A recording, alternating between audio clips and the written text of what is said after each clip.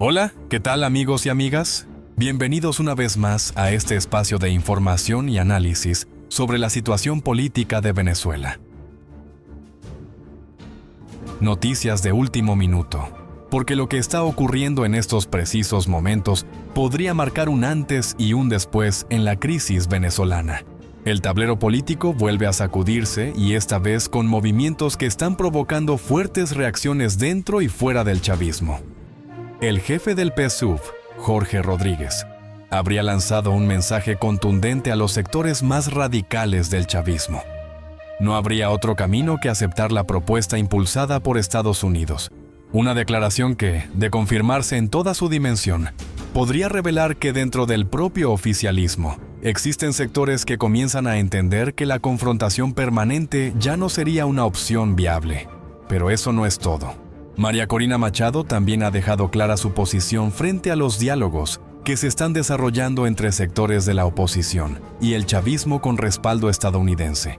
Machado aseguró que no participará directamente en esas conversaciones, pero al mismo tiempo dejó claro que no se convertirá en un obstáculo si el proceso realmente sirve para liberar presos políticos, permitir el regreso de los exiliados y abrir el camino hacia elecciones libres.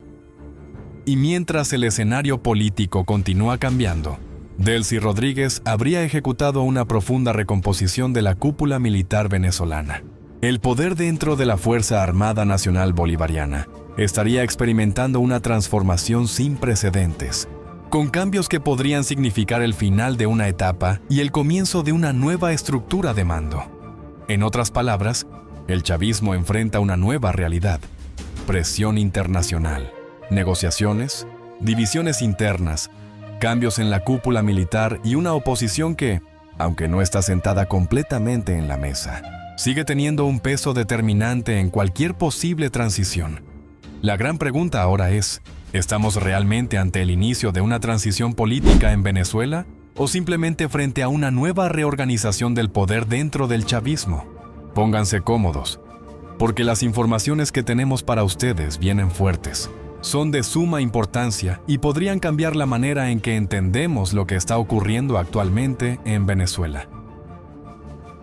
Quédense con nosotros hasta el final, porque vamos a analizar cada uno de estos movimientos. ¿Qué significa la posición del jefe del PSUV? ¿Cuál es el verdadero alcance de la decisión de María Corina Machado? ¿Y qué hay detrás de la profunda recomposición del alto mando militar, anunciada por Delcy Rodríguez? Sin más preámbulos, comenzamos. Ay.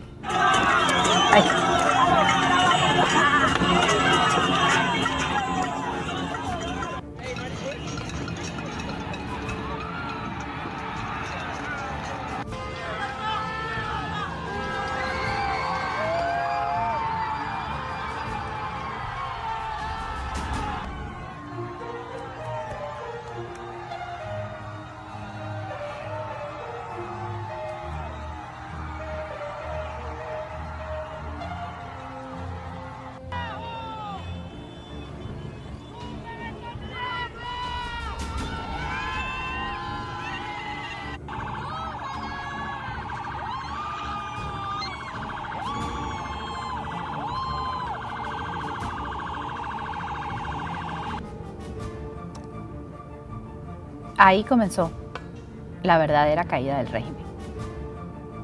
Así simbólicamente como lo ven, con el derribo de estatuas de Hugo Rafael Chávez Frías, comenzó la debacle de esta gente.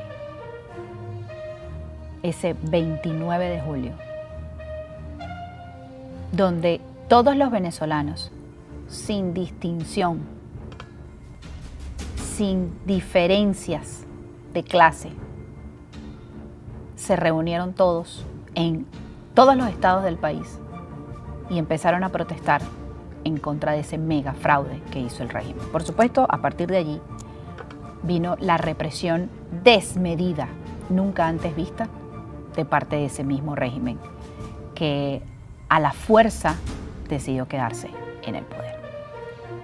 Y eso es lo que nosotros tenemos que recordar, porque fue precisamente gracias a ese alzamiento, fue precisamente gracias a esa respuesta que tuvieron los venezolanos el 28 de julio y luego el 29 de julio, lo que llevó a que, en definitiva, Estados Unidos tomara la decisión de capturar al jefe de la banda y del cártel narcoterrorista, que una parte sigue estando allí en Venezuela y que hoy se sienten allí conversando precisamente con Estados Unidos.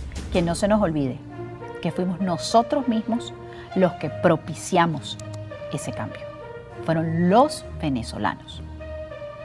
Y estamos otra vez en una encrucijada y somos nosotros nada más los que vamos a propiciar que realmente haya un cambio definitivo. Como dijo el señor José Patines, terminar el trabajo. Hay que terminar el trabajo. Ayer lo decía en el video la líder nacional María Corina Machado. La tarea no está terminada. Hay que culminarla. Pero estamos más cerca que antes. Lamentablemente, otro fallecido bajo custodia del Estado, lo tomo del Observatorio Venezolano de Prisiones, dice: en las cárceles venezolanas las muertes por condiciones de salud se han convertido en un hecho cotidiano y detrás de cada privado de libertad que fallece bajo custodia suele repetirse el mismo patrón: escasa información oficial, una causa de muerte genérica y ninguna explicación sobre las condiciones que rodean el deceso. Esta vez la víctima fue Ramón Alexis Franco, quien permanecía recluido en el Centro de Formación del Hombre Nuevo. Todos esos centros de formación del Hombre Nuevo lo que hacen es asesinar a los venezolanos. Esto ocurrió en el estado Carabobo y falleció en el Hospital Central Dr. Enrique Tejera. De acuerdo con la información suministrada por el Observatorio Venezolano de Prisiones, la causa de muerte fue un presunto paro cardiorrespiratorio. Sin embargo, hasta el momento no existe información sobre la enfermedad que padecía, el tiempo que permaneció en ese estado, la atención médica que recibió mientras estuvo privado de libertad o las circunstancias que motivaron a su traslado al centro asistencial. El Foro Penal Venezolano comunicó la excarcelación del coronel José Jesús Lozano durante la noche de ayer. Él estaba arbitrariamente detenido desde el 9 de agosto del 2024 y fue acusado por el delito de rebelión en un proceso que sus familiares y defensores calificaron como una detención arbitraria. Miren, lo siguiente es una información bien delicada porque ya esto es a nivel de ONG. Siguen reportando la desaparición en este momento de 273 niños en Venezuela tras los 2 terremotos. Un total de 221 infantes hasta ahora se registran como fallecidos, pero hay 273 desaparecidos. Lo tomamos de ANSA Latina. Dice la organización no gubernamental SECODAP, muy conocida en Venezuela, dedicada a la defensa de los derechos de la infancia en el país, informó que ha documentado 1.405 casos de niños, niñas y adolescentes afectados por el doble terremoto que sacudió el país el 24 de junio. Entre ellos, 221 fallecidos y 273 desaparecidos. Al tiempo que reclamó mayor transparencia en la información oficial sobre el impacto del desastre en la población infantil. El reporte elaborado en conjunto con la agencia PANA señala que entre los casos verificados también se contabilizan 437 menores heridos, 233 desplazados internos, 187 rescatados, 32 separados de sus familias y 22 evacuados. Según la organización, la categoría de mayor gravedad, fallecidos y desaparecidos, representa 494 menores, que equivalen al 35.2% del total de casos documentados. Además de la mitad de los afectados cuya edad pudo determinarse, este sería el 50.5%, corresponde a niños entre 0 y 11 años. El director de SECODAP, Carlos Trapani, advirtió que las cifras recopiladas representan solo una parte del impacto del desastre sobre la infancia venezolana. ¿Dónde están esos niños desaparecidos? Hay muchos padres buscando a sus hijos todavía a esta fecha, después de un mes de los 2 terremotos. Hay muchos menores de edad que perdieron a su familia también. ¿Y qué es la vida entonces? ¿Qué es el paradero de esos niños que nadie sabe dónde están? cifras reales. Esto no es algo al aire, al vacío, que se pueda ver en redes sociales. Estas son cifras que manejan las propias organizaciones encargadas precisamente de velar por el bienestar de los niños, niñas y adolescentes en Venezuela. Con respecto a, cambio el tema, con respecto a la reunión que se va a llevar a cabo este sábado 1 de agosto, el periodista Alejandro Hernández, director de La Gran Aldea, maneja unos nombres. De manera extraoficial, estas serían las personas que van a conformar la delegación opositora para el proceso de negociación que inicia el 1 de agosto. Por supuesto, ya sabemos: Dinora Figuera, Juan Miguel Mateus, Ramón López, Jorge Millán, Elimar Díaz, Julio César Moreno, Marco Aurelio Quiñones, Macario González, Desiré Barbosa, Sergio Vergara. Partidos Primero Justicia y Voluntad Popular, porque son los partidos que quedaron en esa comisión delegada de la Asamblea del año 2015. El resto de los partidos decidieron salirse y por eso solamente quedaron esos dos partidos, y por eso se ve la representación simplemente de Primero Justicia y Voluntad Popular. Esa es la razón por la que ven a esa gente allí. Habrá que ver el trabajo que van a hacer. Hay que estar expectantes y tener en cuenta que a la cabeza de todo el proceso está Estados Unidos.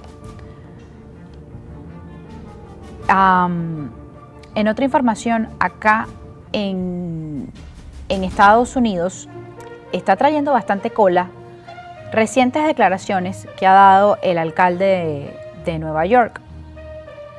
Y miren esto lo que está proponiendo. ¿Dónde habré yo leído algo de esto? ¿Dónde? Supermercados públicos en Nueva York. El polémico plan del alcalde Mamdani para vender alimentos 30% más baratos.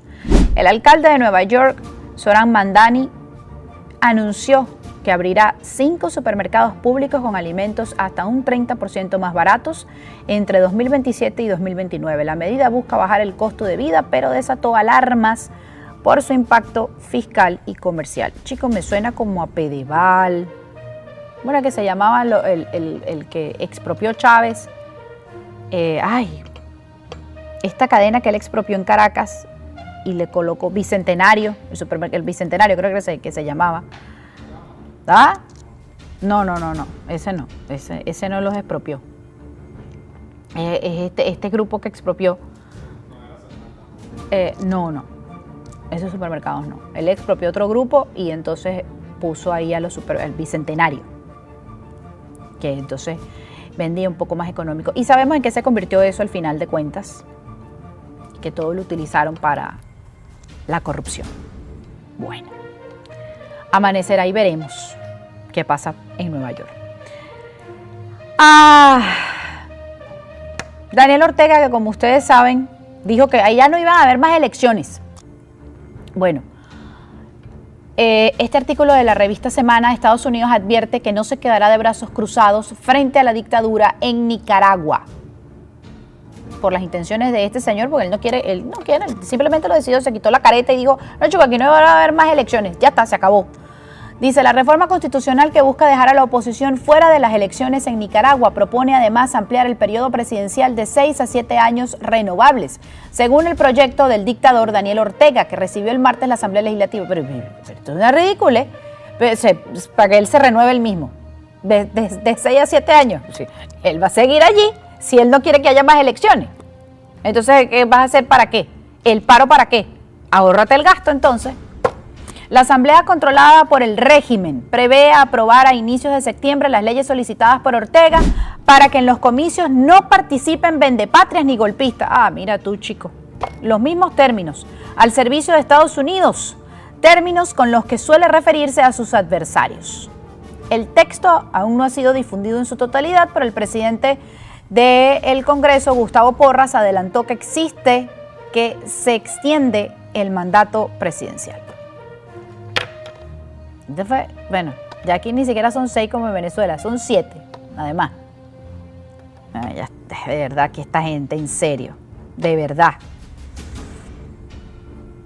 Bueno, mi gente, Simón, mensaje del código QR.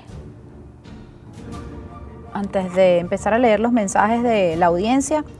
Y hay una iniciativa que están realizando los moderadores del canal de Engler García. ¿Ah? Ajá.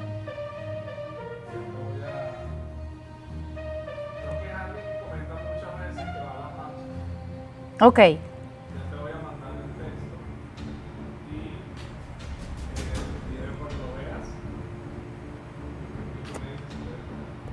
Ok, primero colócame lo que te pasé, la campaña de recolección de fondos.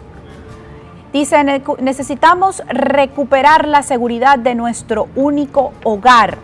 Miren, esta es una iniciativa que están realizando los distintos moderadores del canal de YouTube de mi compañero Engler García, porque una de las moderadoras de allí perdió su casa en La Guaira. A ella le dicen Mochilúa. Es su usuario en YouTube. Su nombre real es Calla Marisela Rodríguez. Y bueno, esta es la campaña que han desplegado todas estas personas. Y si usted quiere colaborar, puede buscar la campaña. Y dice el pasado, donde está describiendo precisamente, así quedó la casa de Calla Marisela Rodríguez. El pasado 24 de junio nuestra familia vivió una de las experiencias más difíciles de nuestra vida. Un fuerte terremoto afectó nuestras viviendas y dejó daños importantes que comprometieron la seguridad de nuestro hogar. Y bueno, ahí está la explicación. Intentan, por supuesto, reconstruir su vivienda y están pidiéndole, por supuesto, la ayuda a las personas que puedan donar. Y si usted no puede donar, no importa, comparta la campaña para ayudar a Calla Marisela Rodríguez, mejor conocida como Mochilú. Ese es su usuario en YouTube. Ahí está, quienes quieran colaborar, ahí está la campaña en el GoFundMe. Ajá, mira, pero yo no puedo ver el video, Simón. No, pero es que eso tendría yo que descargarlo. Ah, ok. ¡Ay, claro! El señor me escribió. Claro que sí. ¿Cómo es que se llama? Yo lo tengo por acá. El señor escribió, yo lo vi, pero fue, imagínense ustedes, fue muy rápido cuando pasó el comentario. Miren esto qué bonito. En la movilización de ayer, ¿ah? Rommel. En la movilización de ayer, el señor Rommel, que va a todas las marchas, marcha que hay, marcha que él va, porque además siempre nos los escribe por aquí, por el chat. Yo estuve, vengo llegando, claro que sí, allí estuvimos acompañando. Siempre está activo y se está movilizando. Y miren lo que hizo, qué bonito. Póngame el video para acá.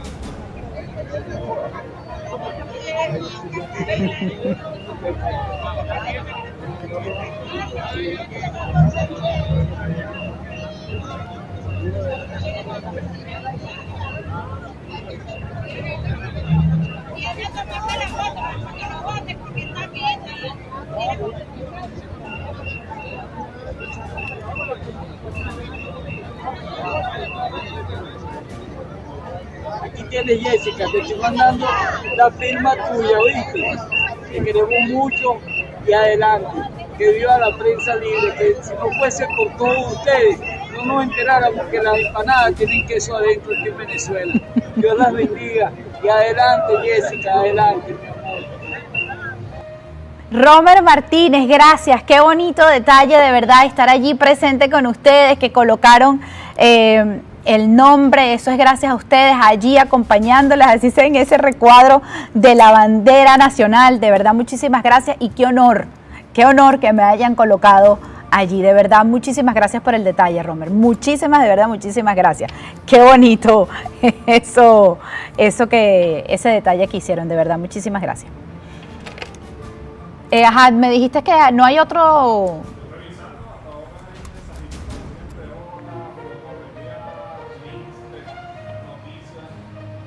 Bueno, vamos a leer entonces los mensajes de la audiencia acá, antes de despedirnos.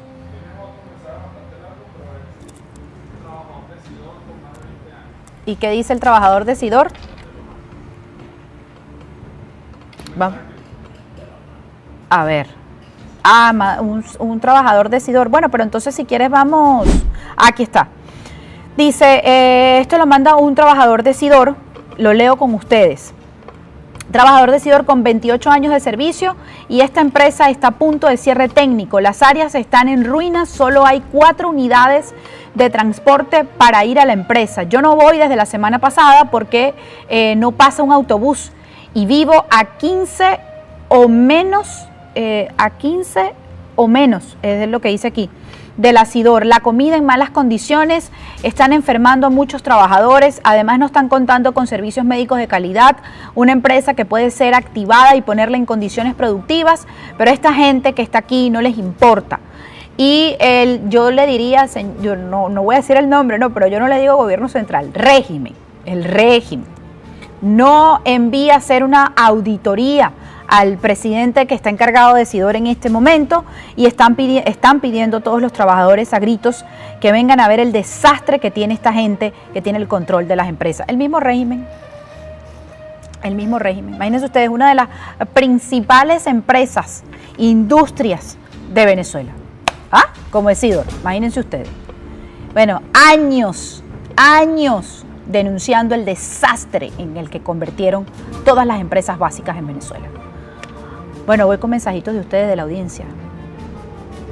Dice, don Romer en todo, un crack. Supermercados Cada fue el que Chávez expropió. Bueno, ese y creo que otros también.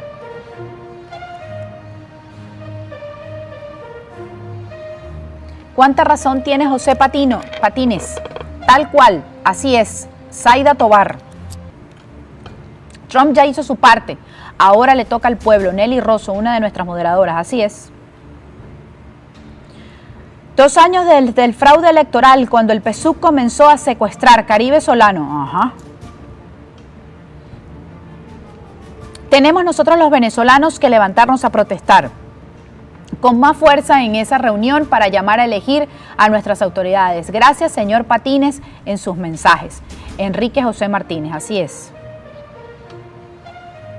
Grande Patines, se tenía que decir y se dijo. Edelmira Rosario, estuvo muy buena la intervención del señor Patines. Incluso me escribieron por privado para decirme. Y ese, hipermercado Éxito del logo amarillo, claro. Y entonces ahí colocaron los supermercados estos bicentenarios, que los llamaban, no sé si todavía existirán. Había uno en Plaza Venezuela y en Terrazas del Ávila, si mi memoria no me falla, por lo menos en Caracas. Lo que está ocurriendo en Venezuela en estos momentos no puede analizarse como un simple intercambio de declaraciones entre el chavismo, la oposición y Estados Unidos. Estamos hablando de una serie de movimientos políticos, institucionales y militares que, vistos en conjunto, muestran que el país ha entrado en una etapa completamente diferente de su crisis. Y aquí está el punto central. Venezuela ya no se encuentra únicamente ante una disputa entre un gobierno y una oposición. El país está entrando en una fase de negociación sobre quién tendrá el control de las instituciones, quién tendrá la capacidad de organizar unas futuras elecciones, quién controlará la Fuerza Armada y qué sectores políticos tendrán legitimidad para participar en la reconstrucción del Estado. Por eso, cuando desde el chavismo aparece el mensaje de que no existe otro camino que aceptar la propuesta impulsada por Estados Unidos, hay que detenerse y analizar qué significa realmente esa frase. Porque una cosa es que el chavismo diga públicamente que está dispuesto a dialogar, y otra muy diferente es que, desde el interior del poder, algunos sectores estén entendiendo que el escenario político cambió por completo. Durante años, el discurso oficial fue que cualquier negociación con Estados Unidos representaba una amenaza, una agresión extranjera o un intento de imponer una agenda sobre Venezuela. El chavismo construyó durante mucho tiempo su identidad política alrededor de la confrontación con Washington. Sin embargo, ahora estamos observando algo muy distinto. El gobierno interino de Delcy Rodríguez mantiene conversaciones con sectores opositores. Estados Unidos respalda un mecanismo de diálogo y la propia estructura política chavista participa en un proceso que busca reconstruir las instituciones venezolanas y avanzar, en algún momento, hacia un nuevo escenario electoral. Entonces la pregunta es inevitable. ¿Qué cambió? Cambió, en primer lugar, la relación de fuerzas. el chavismo ya no está negociando desde la misma posición de poder que tenía anteriormente. Y esto es fundamental para entender la situación. Una negociación política no depende solamente de las palabras que aparecen en una declaración oficial. Depende de la capacidad real que tiene cada actor para imponer condiciones, resistir presiones y garantizar su propia supervivencia. Cuando un sector del chavismo afirma que no hay otro camino que aceptar la propuesta estadounidense, lo que se está reconociendo de manera directa o indirecta es que la realidad política venezolana ya no puede regresar al escenario anterior. No se puede simplemente presionar un botón y volver a la Venezuela de antes. No se puede ignorar la presión internacional. No se puede desconocer la crisis institucional. No se puede mantener indefinidamente un gobierno interino sin resolver la cuestión de la legitimidad política. Y tampoco se puede organizar una transición estable sin negociar con sectores que todavía tienen capacidad de control dentro del país. El chavismo puede haber perdido una parte importante de su legitimidad internacional y puede encontrarse bajo una presión extraordinaria, pero sigue siendo una estructura política con presencia institucional, con sectores dentro de la administración pública, con influencia territorial y con vínculos dentro de la Fuerza Armada. Por eso, desde la perspectiva de Estados Unidos, una transición ordenada probablemente requiere negociar con algunos sectores del chavismo. Y desde la perspectiva del chavismo, aceptar una negociación puede ser la única manera de conservar algún nivel de influencia. En el futuro político venezolano, aquí aparece la verdadera tensión, porque no todos los sectores del chavismo necesariamente quieren lo mismo. Hay sectores que pueden estar interesados en una transición controlada, con garantías, con protección política y con la posibilidad de seguir participando en la vida pública. Pero también existen sectores más radicales que pueden considerar cualquier concesión como una traición. Esa división interna es uno de los elementos más importantes de la situación actual, cuando el jefe del PSUV, Jorge Rodríguez, aparece asociado a una estrategia de diálogo y a la idea de que el chavismo debe aceptar una nueva realidad. Esto puede interpretarse como una señal de pragmatismo político. No necesariamente significa que el chavismo haya abandonado sus ideas. No. Necesariamente significa que sus dirigentes hayan aceptado todas las condiciones de Estados Unidos. Significa, más bien, que algunos sectores parecen haber llegado a la conclusión de que mantener una confrontación absoluta puede ser mucho más peligroso que negociar. Y aquí es donde aparece una diferencia fundamental entre la propaganda política y la realidad del poder. Los gobiernos pueden decir públicamente que no se rinden. Pueden decir que no aceptan imposiciones. Pueden afirmar que Venezuela es soberana y que nadie puede dictarle condiciones. Pero, al mismo tiempo, pueden sentarse a negociar en privado. La política internacional funciona muchas veces de esa manera. Las declaraciones públicas están dirigidas a las bases políticas. Las negociaciones, en cambio, buscan producir resultados concretos. Y la pregunta es, ¿qué está buscando el chavismo en este proceso? La respuesta más evidente es supervivencia. Supervivencia política. Supervivencia institucional, Pontactay. Posiblemente garantías para los sectores que todavía controlan partes importantes del Estado. Estados Unidos, por su parte, parece estar buscando una transición que sea suficientemente estable para evitar un vacío de poder. Y esto también es importante. Washington no necesariamente está interesado en que Venezuela entre en un periodo de caos, guerra interna o colapso institucional. Una transición desordenada podría producir nuevos flujos migratorios, inestabilidad regional, problemas de seguridad y una crisis económica todavía más profunda. Por eso, la estrategia parece estar orientada a crear un mecanismo de negociación que permita reconstruir las instituciones y preparar el terreno para unas elecciones. Pero, aquí aparece un problema enorme. ¿Quién representa realmente a la oposición venezolana? Y en este punto llegamos a la declaración de María Corina Machado. Machado dijo que no forma parte del mecanismo de diálogo entre el chavismo y un sector opositor, pero al mismo tiempo aclaró que no será un obstáculo para una iniciativa que produzca resultados concretos y verificables. Esta declaración es mucho más importante de lo que parece, porque Machado podría haber optado por una posición completamente frontal, podría haber dicho que el diálogo es ilegítimo, podría haber llamado a la oposición a rechazarlo, podría haber acusado directamente a quienes participan en la mesa de traicionar el mandato popular, pero no lo hizo. Eso tiene una enorme importancia política. María Corina, Machado está diciendo, en esencia, que no acepta ser parte de un proceso que no ayudó a diseñar, que no participa directamente en él y que no conoce completamente sus mecanismos, pero también está diciendo que no bloqueará cualquier iniciativa que consiga avances reales. La palabra clave aquí es resultados, no discursos, no fotografías, no comunicados. Resultados. La liberación de presos. Políticos, garantías para los actores. Políticos, reconstrucción de las instituciones. Cronograma electoral presidencial.